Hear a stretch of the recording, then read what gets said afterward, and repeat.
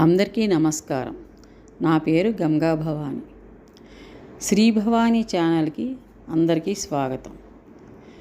నేను ఇప్పుడు పెళ్లి పాటల వీడియోతో మళ్ళీ మేము ముందుకు వస్తున్నాను.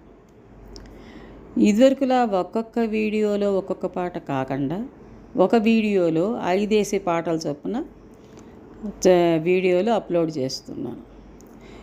ఇంతకాలం నా ఛానల్ని ఆదరించిన ప్రేక్షకులకు, సబ్స్క్రైబర్స్కి, చేయబోయే వారికి, చేసిన వారికి అందరికీ నా యొక్క ధన్యవాదాలు. ఇంకా పెళ్లి పాటలలోకి వెళదాం.